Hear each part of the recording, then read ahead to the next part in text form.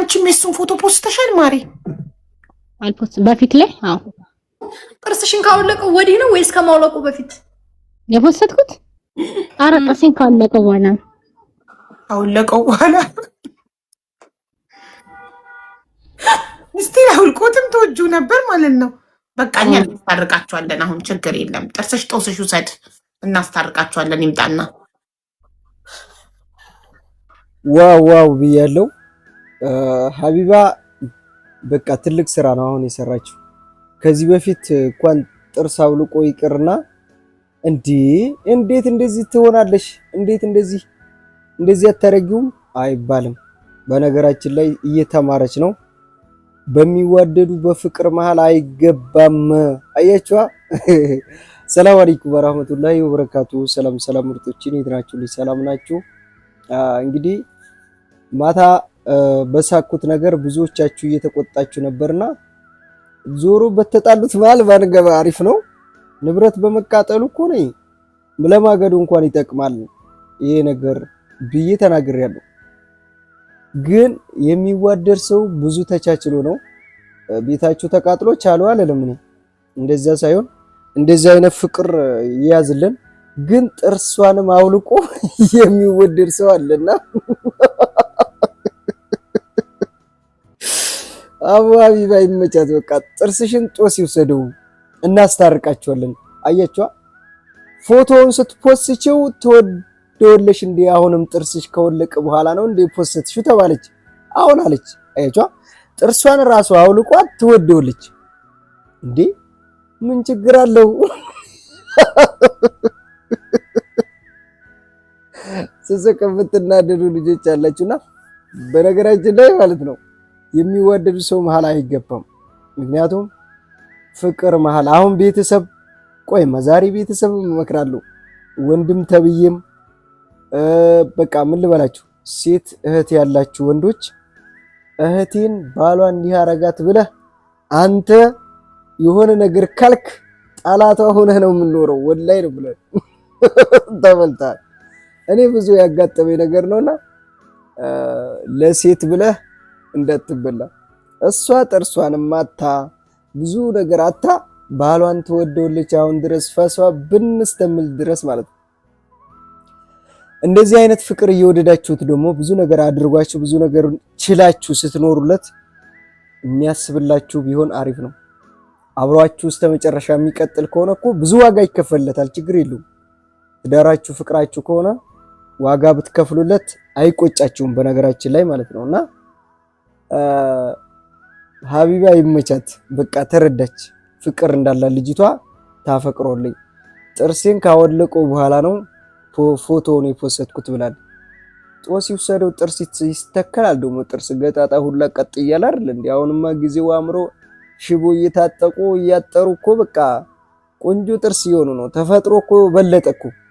አሁን ይሄ ሽቦ የሚታሰርለት ተፈጥሮ በልጧል።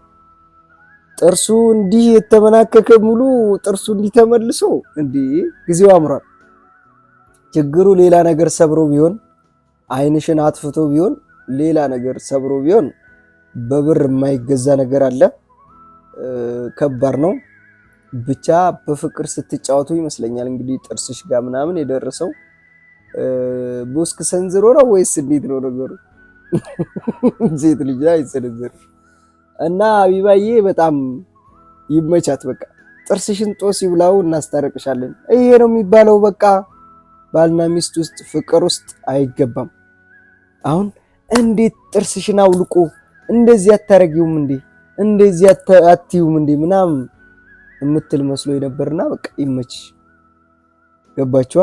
አንዳንዷን ኮሜንት ላይ ምን አይነት ጅል ናት እሷ፣ ምን ቢያረጋት ነው እንደዚህ? ተው እንጂ ብዙ ነገር አድርጎላታል። በቃ ፍቅር ነው። ስለዚህ በፍቅር መሃል የምትገቡ ወንድሞች፣ ቤተሰቦች ሴት ልጅ ከዳራችሁ በኋላ እንደዚህ ምንም ነገር መጣ ማስታረቅ፣ ነገሩን ቀስ ብላችሁ ማየት ነው እንጂ ሰውየውን ሳይሆን የምታናዱትና የምትጎዱት እሷን ነው። የልብ ስብራት የምትፈጥሩባትና ብዙ ልጆች ትዳር የሚያጡበት ጉዳይ ይሄ ነው። ለምን ተነካች፣ ለምን ተጣሉ፣ ጫፏ ለምን ተነካ እንዲህ ለምን ተደረገ ተብሎ ቦክ ይላል። ከዛ በኋላ እሷም ከቤተሰብ ውጭ መሆን አትችልም። ትዳሯን ቁርጥ አድርጎ ወልዶም ሊሆን ይችላል ሳይወልዱም ሊሆን ይችላል። ብቻ አለያይተው ቁጭ አረጓትና ወደ ስደት ይልኳታል። አላጋጠማቸውም? እንደዚህ በቤተሰብ ምክንያት ትዳራችሁ ፈርሶ ትዳር ስደት ሄዳችሁ አጋጥማል። የብዙ ሰው ህይወት ነው ይሄ። በቃ የምሬ ነው። እና እንደዚህ አይነት ነገር ቢቀርላለው። ምክንያቱም እነሱ ጊዜ ሲሰጣቸው ነገሩን ራሳቸው የመፍታት እናንተ ደግሞ መፍታት ነው እንጂ በቃ እንዲህ አርጓታልና ፍታ ምናምን ተባብላችሁ ማለያየት ማለት ወይ እናንተ ባላቱ ነው አተመልሳችሁ ለሌላ ልድሯን ነው እንዴ ልታረጓን ነው። መስተካከል ያለበት በንግግር እንዲስተካከል ነው መሆን ያለበት። እንደዛ ስላችሁ ደግሞ ሁሉንም ቻሉ አይደለም አለ። መጀመሪያም ሲጀመር ስድሩ ጋብቻ ሲፈጠር ያ ሰውዬ እኮ ቤተሰቡን አጣርታችሁ ምን አይነት ሰው እንደሆነ እንዴ ምን አለው ሱስ አለው ወይ ጸባዩ እንዴት ነው ተብሎ አይደለም የሚሰጠው። መጀመሪያ እኮ መርጣችሁ ነው ልጃችሁን የሚሰጡት አይደለም። ከሰጣችሁ በኋላ ደግሞ መቀበል ነው። ከጊዜ በኋላ ግን እየቃመ እየሰከረ እያመሸ ምናምን የሆነ እሷን የማይሆን ነገር ቤት ውስጥ የሆነ ነገር የማያሟላለት ከሆነ ምናምን ያ ችግር አለው። ምክንያቱም እሷንም ቤቱንም መያዝ አይችልም። ሌላ ልጅ ሲጨመር ደግሞ ጎዳና ተዳዳሪ ሊያረጋት ነው ማለት ነው። እንደዛ አይነቱ ባል አይደለም። ያው ጎረቤትም ባይሆናት አሪፍ ነው። ምክንያቱም ራሱን ያልቻለ እሷን ችሎ ልጅ ጨምሮ ማሳደግ ማኖር አይችልም። እንደዛ አይነቱን ተው አልልም። ያ ቢገነጠልም ችግር የለውም እንደ ኤሌክትራ ማለት ነው። ስለዚህ እኔ ያልኩት እንደዚህ እየተዋደዱ በጠብ ምክንያት በጥቃቅን ነገሮች ዝም ብሎ ቦክ ብሎ የሚለያዩ አሉ። ነገሩን እሷም ተናዳ ወደ ቤተሰብ ጋር ትረጨውና ከዛ በኋላ ቤተሰብ ጓጓ ብሎ የወንድ ቤተሰቦች በነገራችን ላይ ከልጅ ወንድ ልጅ መቼም ቤተሰብ ጋር ተጣለው ብሎ አይናገርም። የወንድ ቤተሰቦች ምንም አይመለከታቸውም። ሴት ቤተሰብ ነው ልጃችን እንዲሆነች እንደዚህ ሆነች ተብሎ ወደ ሴት ቤተሰብ ነው ነገሩ የሚደርሰው። መጀመሪያ ባልና ሚስት ከተጣላ ማለት ነው። ከዛ በኋላ እነሱ ናቸው ወደ ቤተሰቡ ጋር እሱን የሚያቀርቡት በጉዳዩ ብዙ ነገር የሚያመጡት ማለት ነው። ስለዚህ ማለት የፈለኩት ፍቅራችሁን በደንብ ያዙ። ሰው ጥርሱ መልቆ እንደዚህ ፍቅር ያፈቅራል።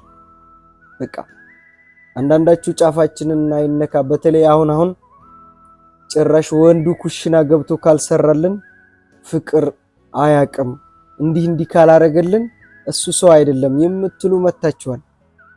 ሪስፔክት ለሴት ልጅ ማድረግ አለበት። አዎ ሪስፔክት ማድረግ አለበት፣ ማክበር አለበት። ግን ኩሽና ገብቶ እንዴት ነው የሚሰራው? ከዛ በኋላ አንቺን ስትጣሉ ምን ስትሉም ገልመጥ ካለ እንዴት ያማ ሁለት ወንድ እኮ አንድ ቤት ውስጥ አይኖርም እንዴ? ለምን አገባሽ?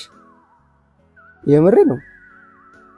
ታገቡ ባላችሁን ዝቅ ብላችሁ መያዝ ነው። ወንድ ልጅ ደግሞ ክብር ይፈልጋል፣ የበላይነትን ይፈልጋልና እሱን ካላወቃችሁለት ሁለት ወንድ ሆናችሁ እናንተም እንደሱ ክብሬን ይጠብቅ ምናምን ክብር ዝቅ እንዳያረግን የሱ ክብር ይበልጣል። የወንድ ባልን ከፍ ካላረጋችሁት ያው ሂዷል ነው የምላችሁ፣ በዛ ሂዷልና የዛሬው ነው። ይመቻችሁ።